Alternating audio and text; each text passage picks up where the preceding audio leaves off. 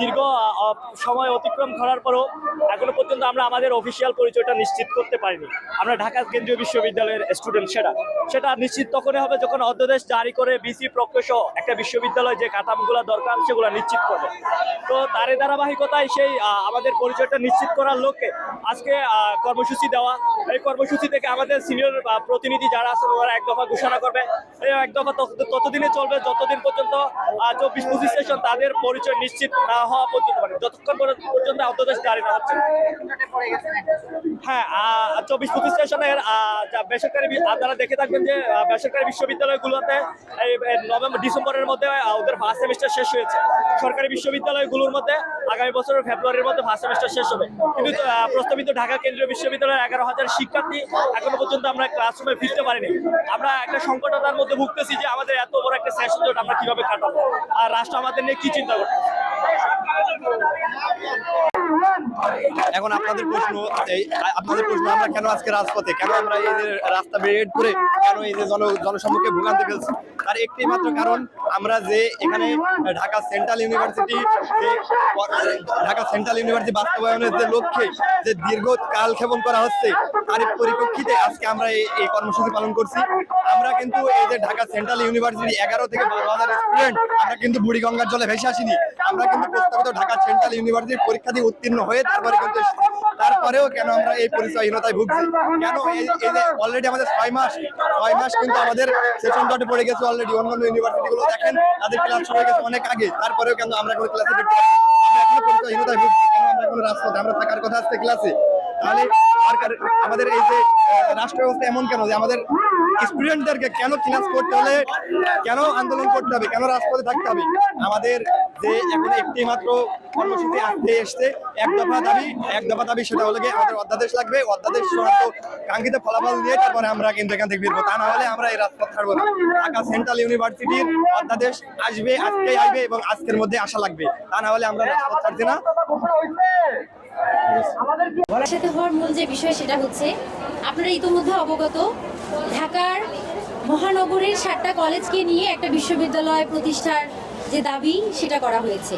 আমরা প্রথমত ঢাকা বিশ্ববিদ্যালয়ের অধিভুক্ত ছিলাম। সেই অধিভুক্ত বাতিল হওয়ার পিছনের ইতিহাসটা এরকম, আমাদের নানান ফ্যাসিলিটিসগুলো আমরা পাচ্ছিলাম না। ঢাকা বিশ্ববিদ্যালয় তাদের সংখ্যার বাহিরেও 7 কলেজের এত লক্ষাধিক শিক্ষার্থীর যে দায়িত্ব তারা নিতে পারছিল না। সেই জায়গা থেকে একটা বিশ্ববিদ্যালয় প্রতিষ্ঠার দাবি তৈরি করা হয়। সেটা ধীরে ধীরে বিভিন্ন শোষণ, তারপর বঞ্চনা, এগুলোর বিষয়ের উপর প্রেক্ষাপট ছিল। কিন্তু পরবর্তীতে সেই আন্দোলনটা অন্যদিকে রূপ নেয়। প্রথমে যারা আন্দোলন করেছিল তাদের মূল মোটিভটা এরকম ছিল যে ইডেন মহিলা কলেজ বা অন্যান্য কলেজগুলোর স্বাতন্ত্র্যতা রক্ষা হবে, বিশেষ করে ইডেন মহিলা কলেজ, বদরুন্নেসা কলেজের মতোই থাকবে, তারা শুধু ভার্সিটি চায়। মানে আমরা ঢাকা বিশ্ববিদ্যালয়ের আওতাভুক্ত থেকে বেরিয়ে এসে 7 কলেজ স্বাতন্ত্র্য কাঠামো রেখে একটা বিশ্ববিদ্যালয় প্রতিষ্ঠা হবে।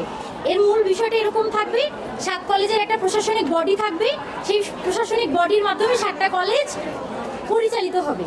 কিন্তু পরবর্তীতে তারা নানান প্রাইভেট সেক্টরের দালালগিরি করে তারা তাদের দ্বারা উৎসাহিত হয়ে আরও অনেক বাতিল শক্তির দ্বারা তারা চক্রান্তিত হয়ে তারা সেটাকে একটা স্কুলিং সিস্টেমে নিয়ে যেতে চাচ্ছে। বিশেষ করে ইডেন বদরুন্নেসার কোনো গবেষণা চালানো হয়নি, কোনো জরিপ চালানো হয়নি, কোনো পার্সেন্টেজ তারা দেখাতে পারবে না যে ইডেন মহিলা কলেজ বদরুন্নেসার 10% মেয়ে এটাকে কম্বাইন চায়।